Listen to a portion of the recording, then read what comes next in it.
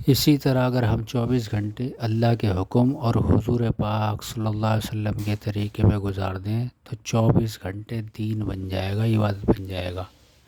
کھانا کھانا عبادت، سونا عبادت، کپڑے دھونا عبادت، جھاڑو دینا، برتن دھونا، رشتہ داری میں جانا آنا، بزنس کرنا، کاروبار کرنا، مزدوری کرنا، رکشہ چلانا، وکالت کرنا، ڈاکٹرنگ کرنا، انجینئرنگ کرنا، سب کا سب اللہ کے حکم اور حضور پاک صلی اللہ علیہ وسلم کے طریقے پہ کریں گے تو یہ سب کا سب دین بن جائے گا، عبادت بن جائے گا۔ تو کتنا آسان ہے دین۔ اب دین ہے تو بہت آسان، مگر آئے گا کیسے؟ محنت سے۔ دیکھو 3 چیزیں کامن ہے: کام، انعام، محنت۔ کام کرو گے تو انعام ملے گا، اور کام سیکھنے میں محنت لگتی ہے۔ یہ ہے مثال ہے ایک، جیسے مثال کے طور پر 3 چیز کامن ہے: کام، انعام، محنت۔ کام کرو گے تو انعام ملے گا، اور کام سیکھنے میں محنت لگتی ہے۔ اسی طرح ہر مسلمان مرد عورت کا کام ہے دین پہ چلنا۔ جب ہم دین پہ چلیں گے تو اللہ دیں گے انعام۔ کیا انعام دیں گے؟ دنیا میں چین سکون، آخرت میں جنت۔ اور دین آئے گا محنت سے۔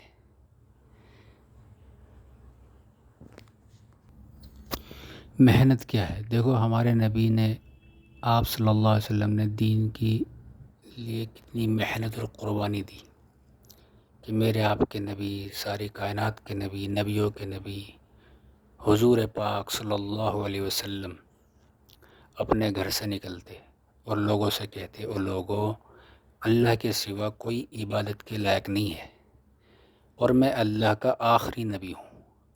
اب کوئی نبی تمہیں سمجھانے کے لیے اس دنیا میں نہیں آئے گا، تم میرے طریقے پہ اپنی زندگی گزار لو اور اللہ کے علاوہ کسی کی عبادت نہ کرو۔ اللہ پاک تمہیں دنیا میں چین سکون دے گا، آخرت میں جنت دے گا۔ اب لوگ کیا کر رہے ہیں؟ کوئی پتھر مار رہا، کوئی گالی دے رہا، کوئی کانٹے بچھا رہا، کوئی کوڑا ڈال رہا، اور آپ صلی اللہ علیہ وسلم اس کو کیا کر رہے؟ برداشت کر رہے۔ آپ صلی اللہ علیہ وسلم کی 2 بیٹیوں کو ایک وقت میں طلاق ہوا، کس کی خاطر؟ دین کی خاطر۔ آپ صلی اللہ علیہ وسلم کے گھر والے کئی دن، کئی راتیں خالی پیٹ گزار رہے، کس کی خاطر؟ دین کی خاطر۔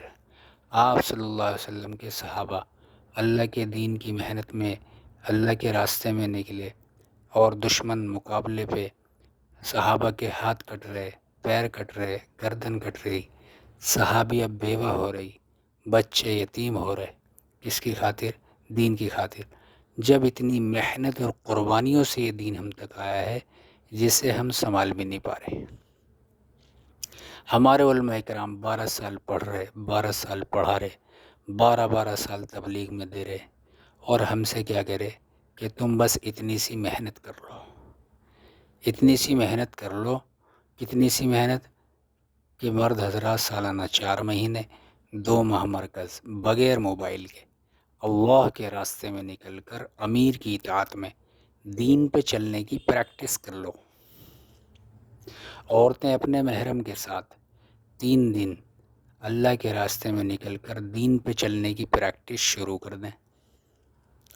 اب کسی شرعی عذر کی وجہ سے اللہ کے راستے میں نکلنا نہیں ہو رہا، تو مرد حضرات 5 اعمال کے ساتھ مسجد سے جڑ کر، اور مرد حضرات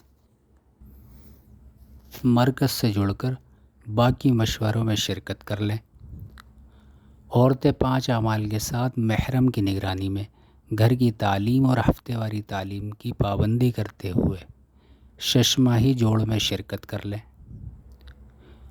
بچے ماں باپ کی فرمانبرداری کے ساتھ دینی مکتب سے جڑ کر چھٹی کے وقتوں میں اسٹوڈنٹوں کو مسجد میں جوڑ کر توحید، رسالت، آخرت کے تذکرے کرتے ہوئے یہ تشکیلیں کر لیں کہ کون کون جائے گا اللہ کے راستے میں، اور اپنے گھر میں ماں مستورات جماعت مسجد کے مشورے سے ٹھہرا کر اعمال نبوت میں ان کا ساتھ دے دیں۔